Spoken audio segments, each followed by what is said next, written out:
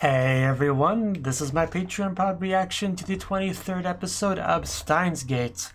And last episode was a pretty big one because we finally got past that 1% divergence and got from alpha to beta line and successfully just re-killed Kurisu, which is not exactly a great thing, but it does put us back on the way things are supposed to be without trying to change time and space, you know, for your own convenience and all that, which I think the show is trying to tell us is not a great idea. So we got all that done, so, you know, yay for us, but after all that, we got a little phone call from none other than Suzuha. I did not expect that, but she just suddenly calls saying, "Hey, come to the roof of that one important building. And by the way, if you could stop World War III, that would be great." So you know that was quite a bombshell to drop on Kilma all of a sudden, and we just kind of ended after that. So yeah, I'm not quite sure what we're gonna do about that, but that does sound pretty bad. I mean, if we could see Suzuha again, that'd be nice, but I thought she was like, you know, dead or something, you know? She went back to the past and all that, so I know we kind of did that a couple times with the second iteration being a little bit different, you know, because the first time it was like a failure, the second time it was more of a success, but I'm pretty sure she died in both iterations, just the death was a little bit different. First one was suicide, second one was more natural causes, old age or something like that. But either way, she's dead, right? So getting a phone call for her is surprising. But like I said before, we did change the world line thing, so that probably has had a big effect on things. So I guess now she's just alive again, so I can accept that. So what exactly are we going to do with this new knowledge? I guess we'll find out. But I guess Guilma has something new to worry about, so, you know, something to distract him. So let's see how that goes. Oh yeah, one thing I wanted to say real quick. This show is listed as being like 24 episodes, but the version I have downloaded has 25 episodes, so it's safe to assume that 25 is just like an OVA or something, and, you know, 24 is when it actually ends, I guess, so yeah, I just want to confirm that real quick so I can, you know, mentally prepare myself for 24 being like the end. Because I have no idea what the OVA would even cover really, but that's something to worry about for another time. Let's for now get into it. The very first frame actually shows it being August 21st, so yeah, we are definitely a little bit ahead on the timeline because I don't think we've ever been that far ahead before. But who knows? So let's just get into it before I ramble anymore. So. 3, 2, 1, play.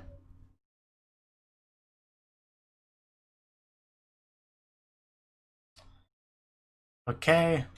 Yeah, that sounds like a problem. Wow. That is worse than World War II, I'm pretty sure. Or a time machine, maybe. Yeah. There's Suzuha, alive and well. So yeah, she never did any of that stuff that we saw before in this time frame, this timeline.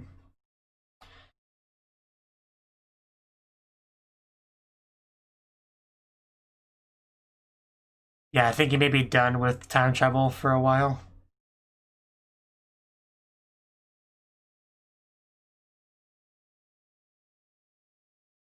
Yeah, you guys don't know what he's been through.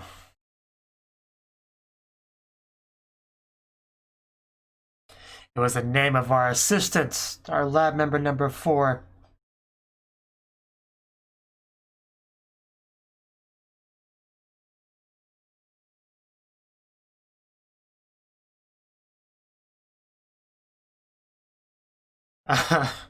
I think you have my attention now.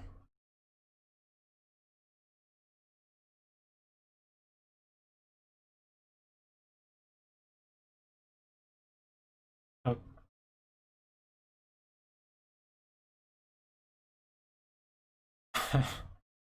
uh, that was a lot to process. Uh, but give me a minute. Okay, so, uh, so she wants Krisu alive, which is good, but surprising.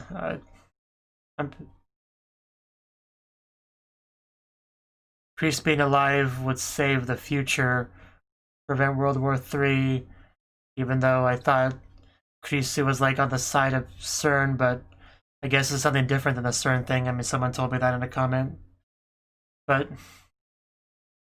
I'm trying to have gears turn in my head. Just give me a minute. I mean, this is good news. This is great news. Like, I mean, but would saving Chris put us back in the alpha line though? But it is so hard to wrap my head around all this. I was not born for this kind of thinking.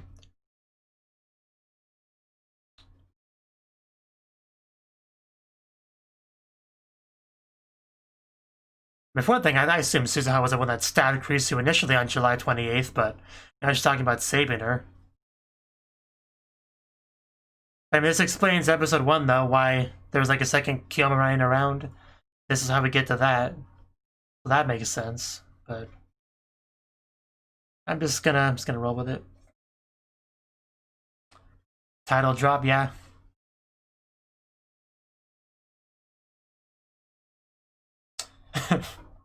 Just walks away.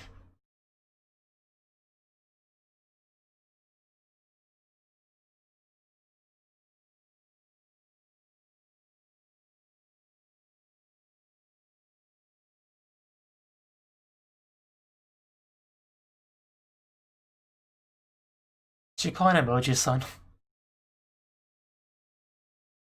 I mean, I guess she doesn't really know him in this timeline. But does that change your mind, Kyoma? I know, right?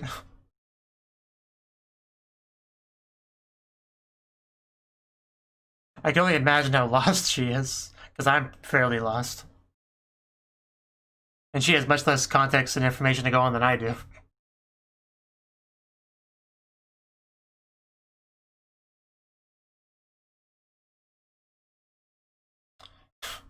Well then. But Krisu, that's far more important than billions of lives. I agree on that. I'm not even joking. I don't know those people. I know Krisu. Krisu's probably better than all those people.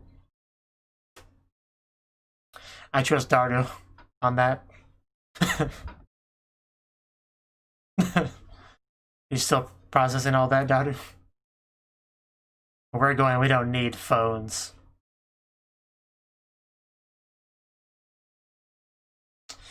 Okay, I'm nervous with you not having your phone, but okay. Hopefully we'll be back in time alive at some point.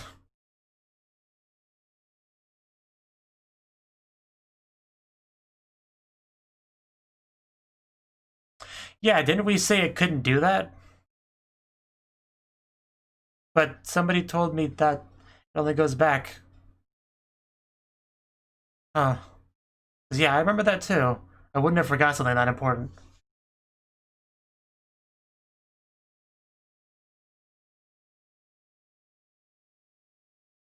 Possibly. It's so cool getting to see inside this working time machine. You know, that not damaged at all this time.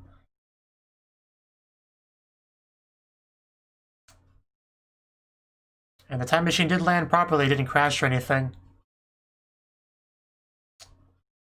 Wow, finally, like, actual physical time travel. This is a first for Kyoma. Yeah, I mean... July 28th. I'm a little bit time sick, give me a minute. Well, this is his first time, okay? Give him a break. I thought she was shooting somebody for a second. Yeah, well, we know he succeeds in that. Because we are in episode 1 now. But if Suzuha didn't stab Krisu, who did? That's my big question.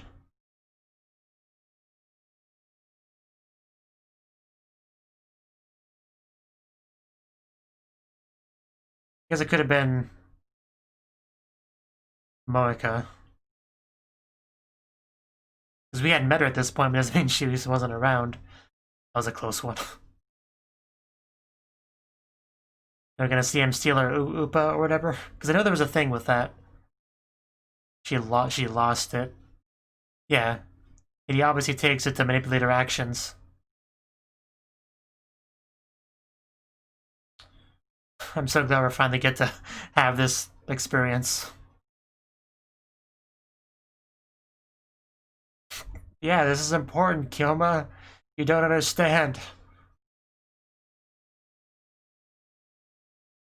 Jisoo, it's nice to see you alive. Please don't get stabbed. And this is where she meets that Kyoma. Probably should not interact with her too much. Sort of. It's really hard to explain, but can I hug you? Probably won't believe me, but I've kissed you before. It was all consensual.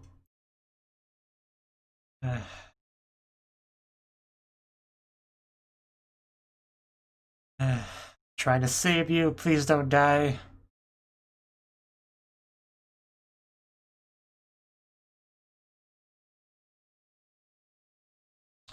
And that's the meeting we never got to see, only heard of. Then she meets the current timeline Kyoma, who is just very confused about what she says.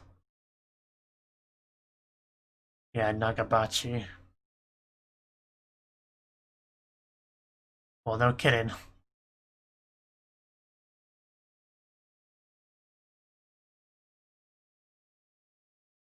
So they don't know either, okay.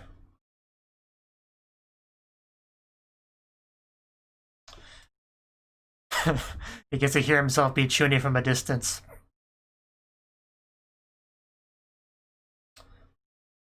So basically she just heard him yelling really loudly. I guess that makes sense. That's how she found him.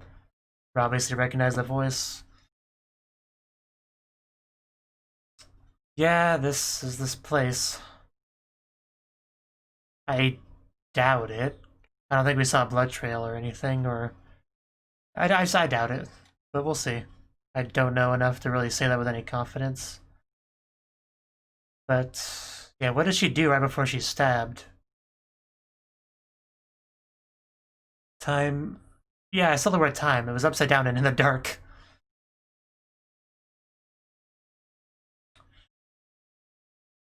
I think he said Kusogaki, wasn't translated, but... Oh. Oh, you better not tell me her father kills her. You better not tell me that. Oh, okay.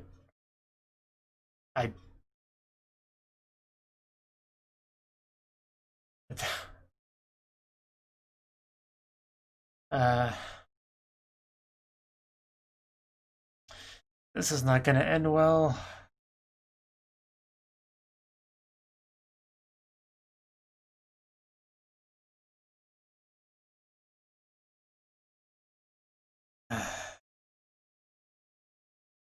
Can't believe Nagabachi was her father this whole time. I probably could have guessed that if I was a smarter person.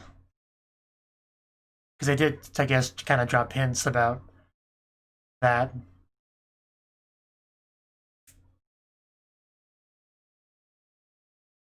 Wow. You are just the worst. Can we stab him instead?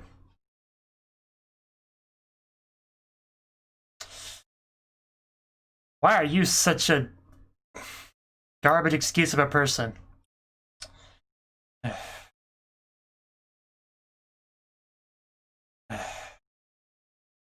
Yeah, I was waiting for Kyoma to do something.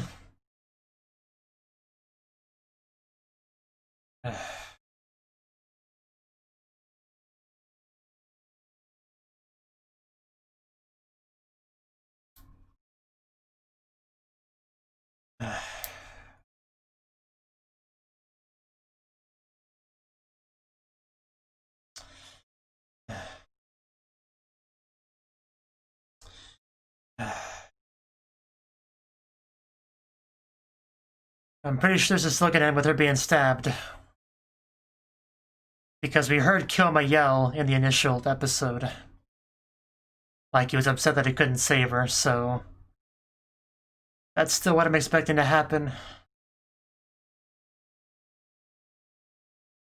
I just hope I'm wrong.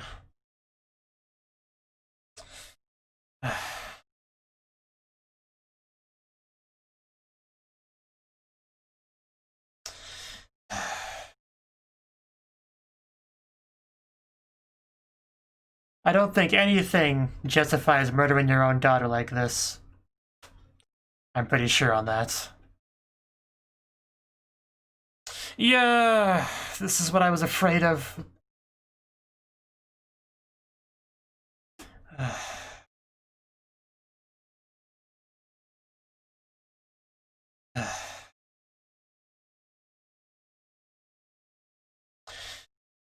Quick, stab him before he gets away.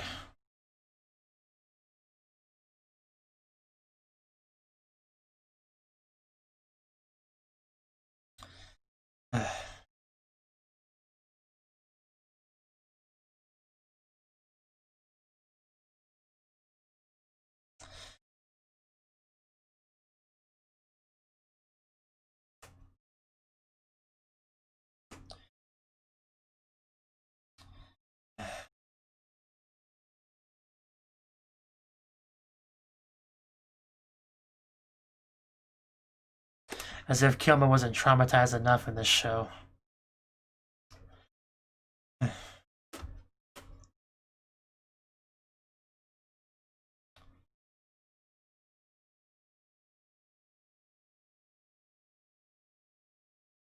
there's the yell.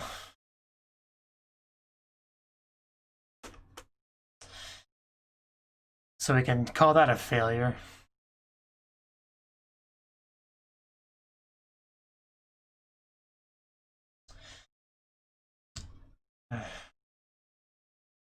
Doesn't make it okay.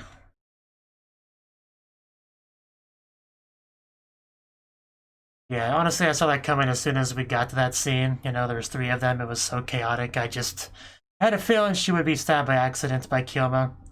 Again, I was hoping I was wrong, though.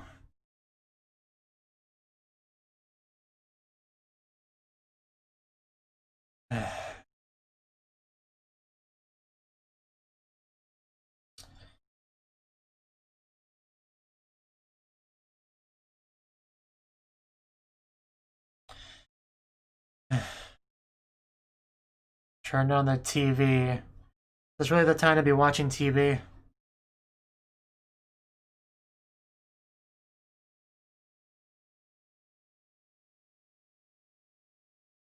Mysterious cargo bay fire.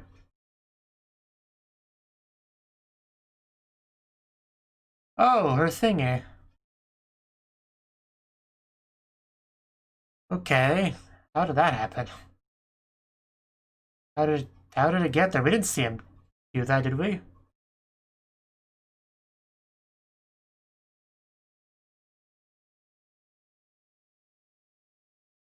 International Time Machine Arms Race.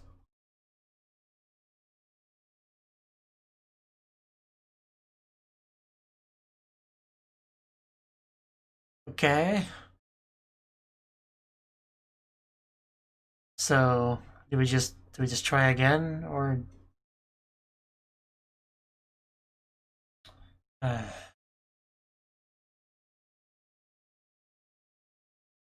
Well, at least we have a physical time machine now. That's gotta make a difference.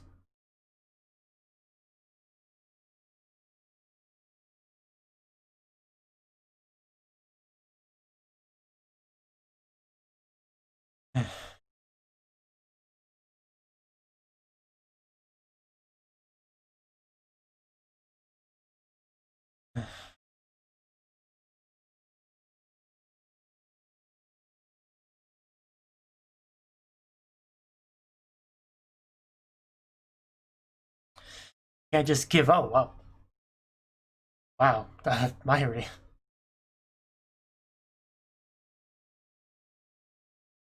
You truly are the best hostage a person could ever hope for.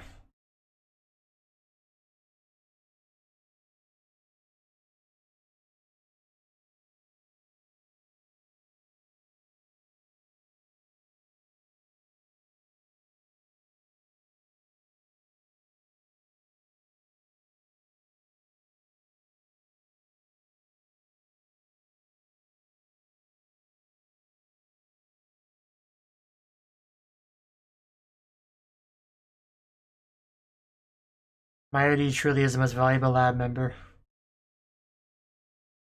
Yeah, I definitely remember that one.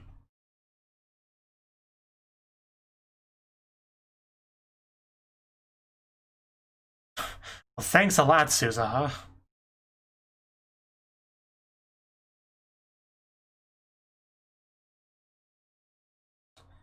I can't quite make out what it is. Oh, it's a head. Okay, future mail from future Kyoma. And I'm already dead.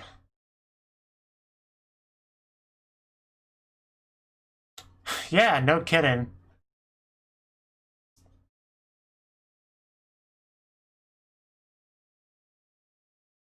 I wish you wouldn't call it that, but okay.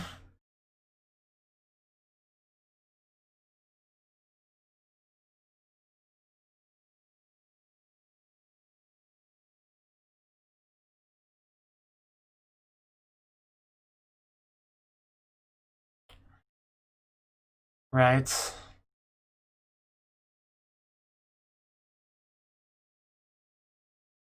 That's the really important one, yes.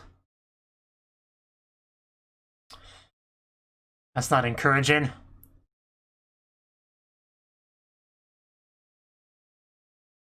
I don't really get what that is, but... Okay. Give more advice, please.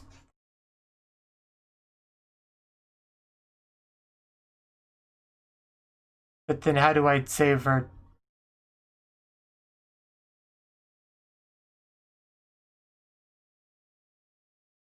Do I have to?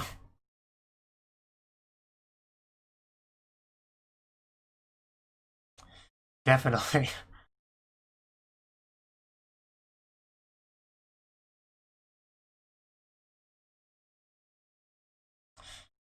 You have to remember the Moeka stuff. Yeah, those reworks for most of the show, so... Can't just forget about them.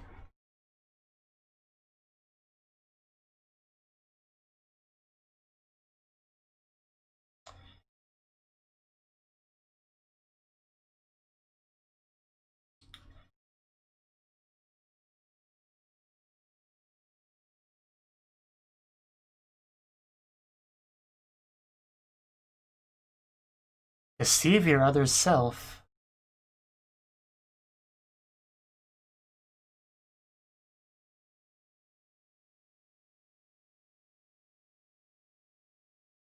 Okay, so basically... Okay, I think I get it.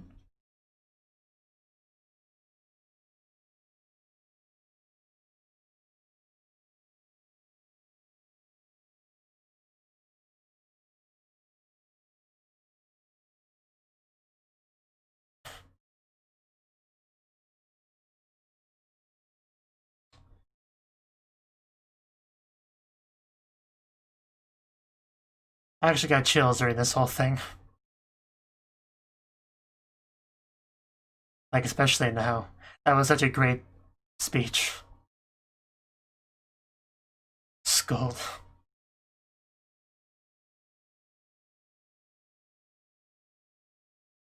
That doesn't mean she's truly dead, right? Is that what we're saying?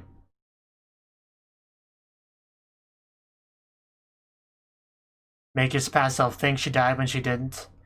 That's gotta be what he means.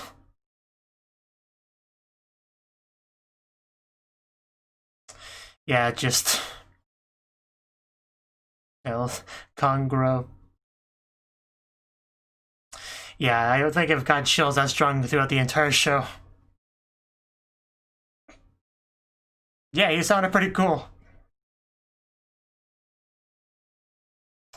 Finally, this is the most hope he's had in a while.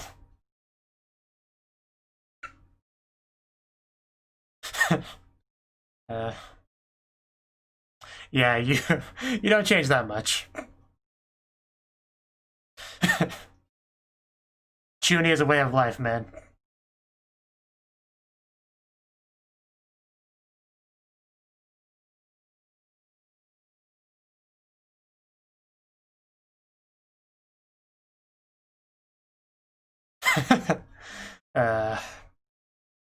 Kyoma versus time and space. My money's on him. Yes, this is much better than depressed Kyoma.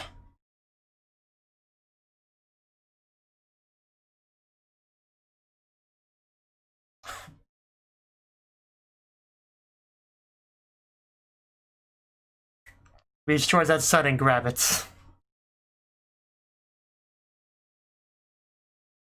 I cannot remember the last time an episode actually ended on this positive and hopeful of a note. It's such a change of pace. I'm a little bit salty that we were set up for failure that first time, but I'll begrudgingly accept that it was necessary. But oh wow, that whole speech segment was just great.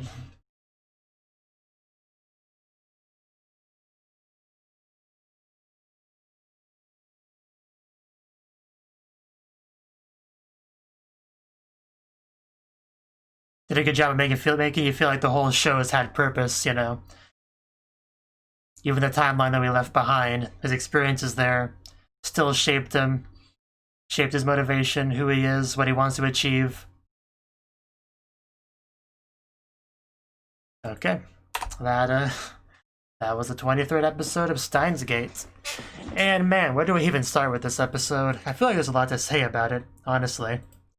So, last episode ended with Suzuha basically saying that she wanted to, want to kill him and help prevent World War III. Didn't give too much details on that, just that we needed to meet up. And we did meet up with her because she's here. And there definitely seems to be some differences. I mean, for one thing, she said that the time machine can go forward and backwards, even though I'm pretty sure it was Daru that in the Alpha timeline that told us that it couldn't do that. It could only go backwards, so either that's changed or that just wasn't true, one of the two. But yeah, it's a pretty big deal, a pretty big difference for sure.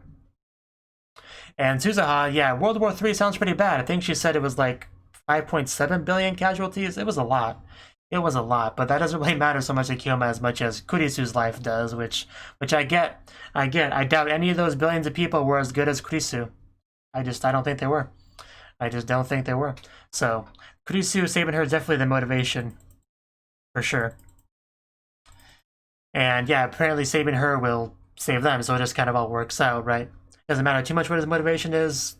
We have the same goal, which will be reached, working together, and that's what matters. And that's what allows us to actually get into the physical time machine for the first time. Like, Suzuha's used it before, but Kyoma's never actually did the physical time travel thing, right? We've finally gotten to that point. We've had D-Mel's, microwave time machine, and then we had the time leaping, which threw your memories from your vessel to a different vessel, which was essentially time travel in a way, but not quite the same way Suzuha does it. And now we finally built up to this real, proper, physical time machine thing that you see most of the time in science fiction and stuff that deals with time travel. So it was cool to see that.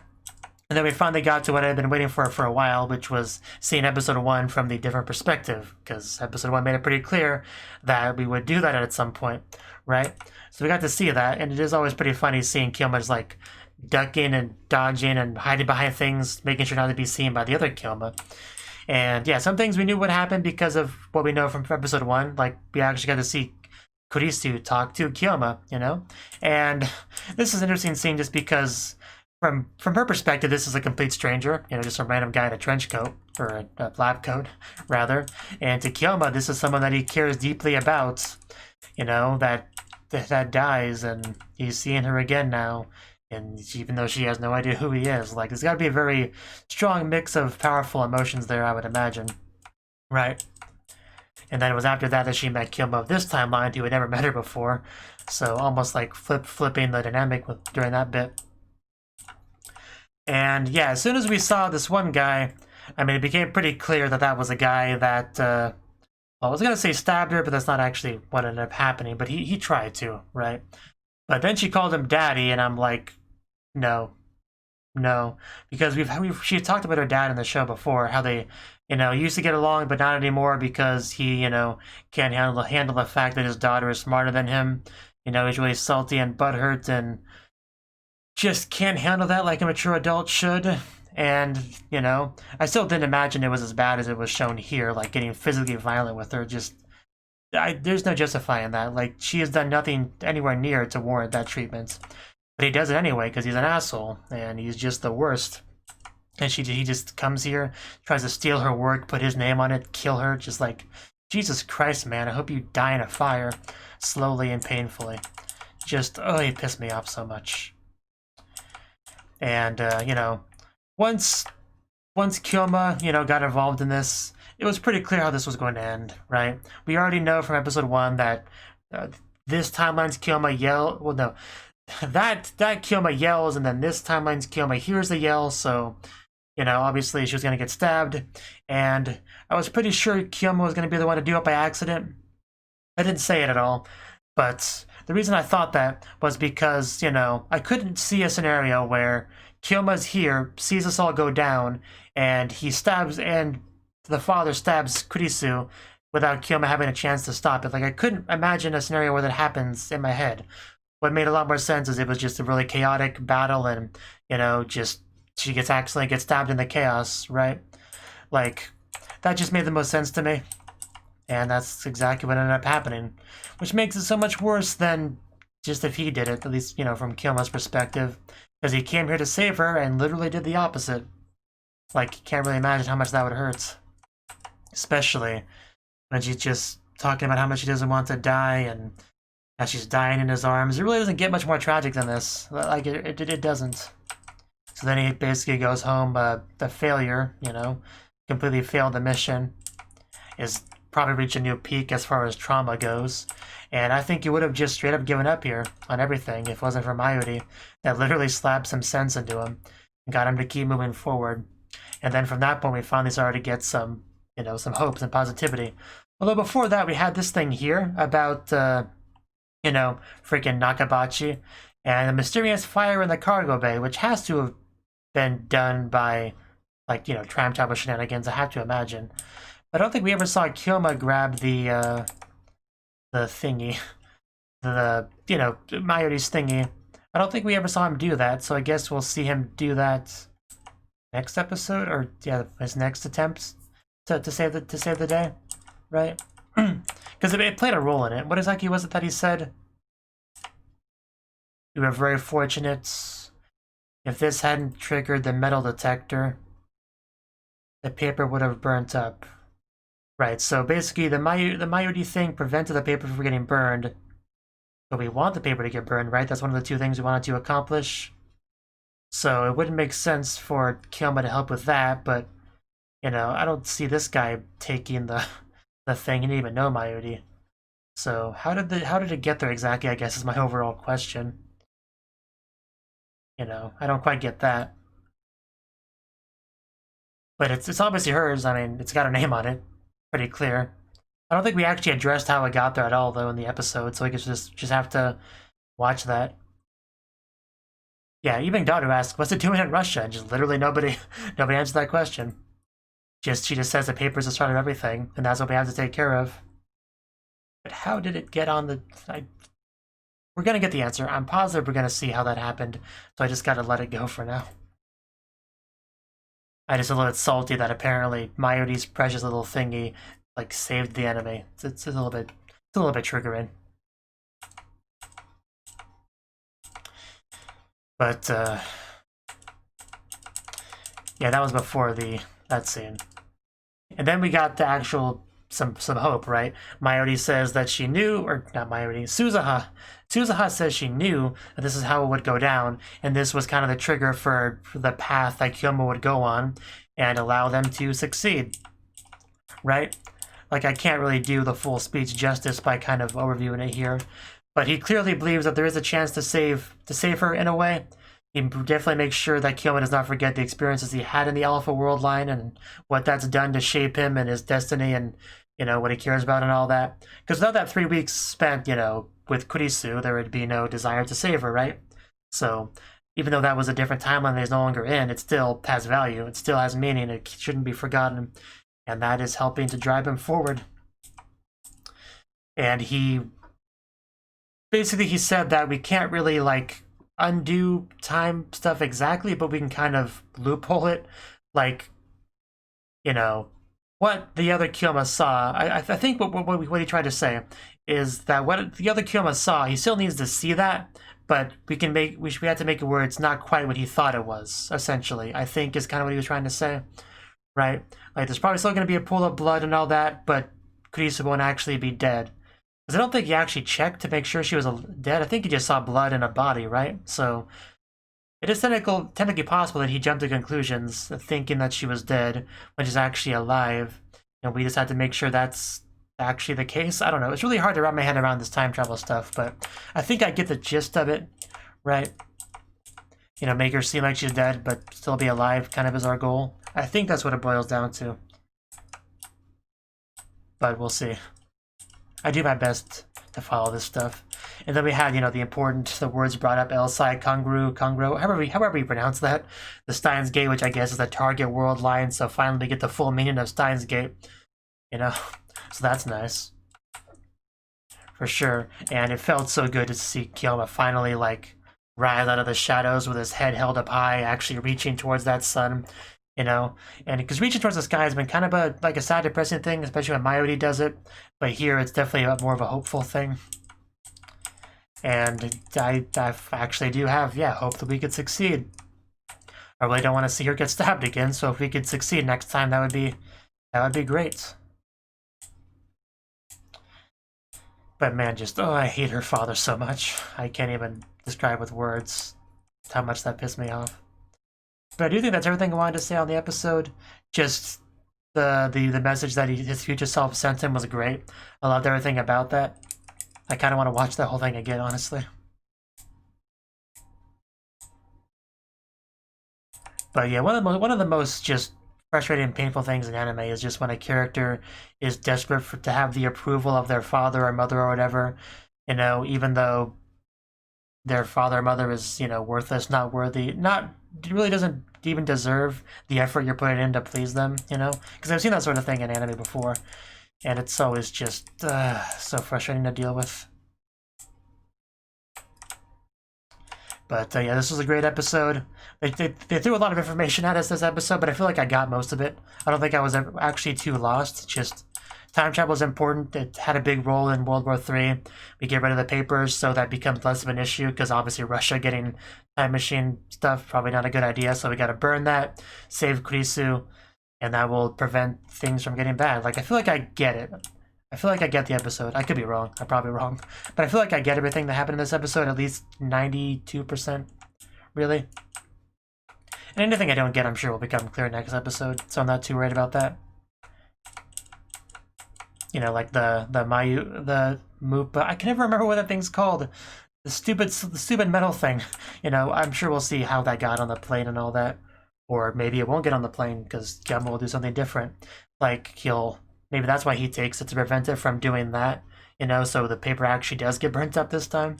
It could be that sort of thing. So, yeah, really good episode. For sure. This felt like a very good kind of like payoff episode, if that makes sense. Like, they really made sure to like, I don't know how to describe this.